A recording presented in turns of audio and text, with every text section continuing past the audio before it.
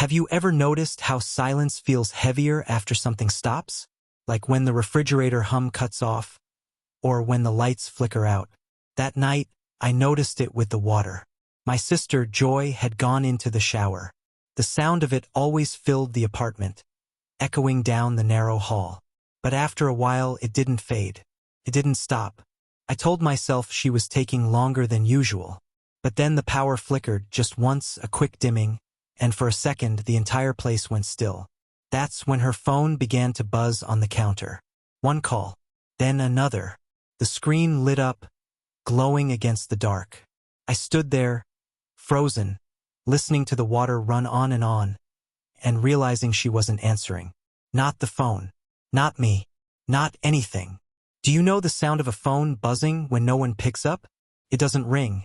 It just vibrates, a low tremor against the counter, like it's begging for someone who isn't there. That's how I found out about Joy.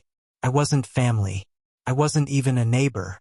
I was the dispatcher on duty when the calls started coming in from her block. Power flicker. Shower running. No answer from inside. The first call was from a boy named David, voice shaking as he said, "She won't answer me. She won't come out."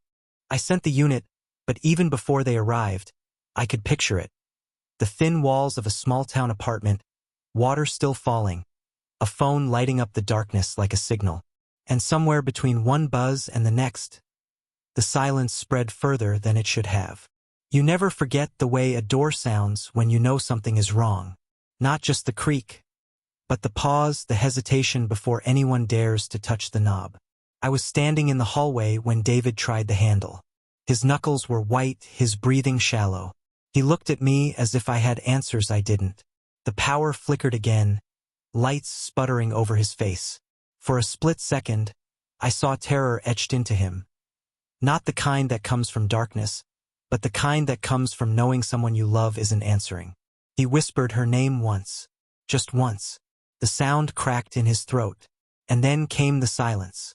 The kind that fills the chest, presses on the ribs, and makes you wonder if maybe you don't want to know what's on the other side of that door. The handle turned with a sound so small, it shouldn't have carried down the hall. Yet it did.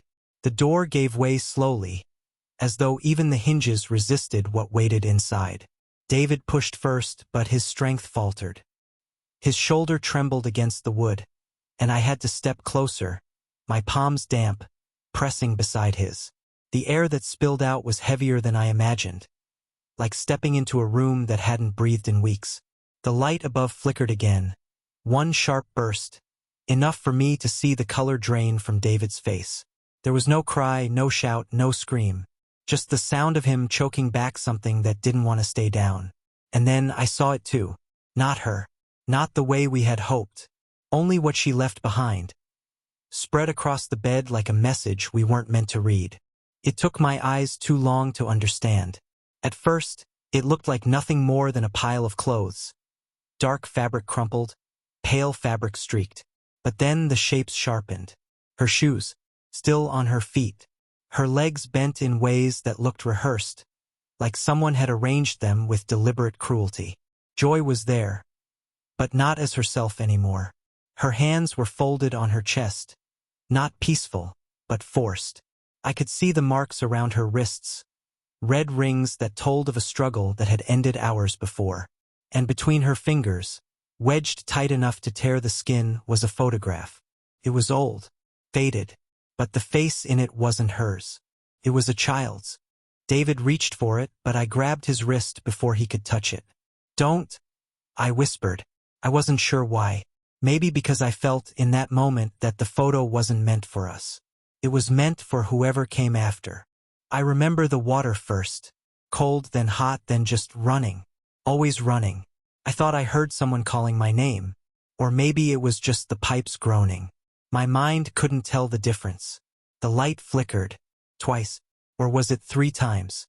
I blinked, and the ceiling swayed, like it wasn't the room I had entered. Hands. Too many hands, pressing, pulling. I tried to push back, but everything was slow and heavy, as if the air itself was holding me down.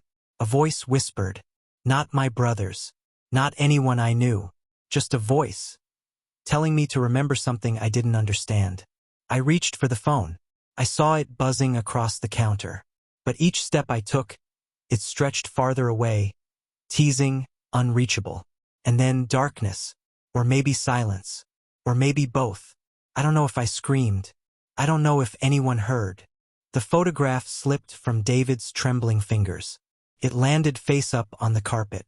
I leaned closer. The child's eyes stared back at us. Familiar. Too familiar. And then it hit me. The photo wasn't just a clue. It was a warning. Joy's hand moved ever so slightly. Or maybe I imagined it. But the line between memory and reality had thinned so much that I couldn't tell anymore. David's face was pale, his jaw tight. He whispered, "It's her." But how? The buzzing phone on the counter started again. The screen lit up in the darkness. Another missed call. Another message. I realized then that what we saw wasn't the end.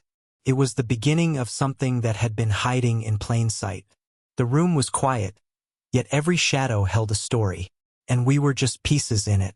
We left the apartment slowly, the photograph clutched between us. Every step echoed in the hallway, a reminder that some answers aren't meant to bring peace. And as we walked out, I knew one thing for certain. Joy's story wasn't over. If you want to uncover more secrets like this, subscribe to the Veil of Secret and step into the truth that hides in the shadows.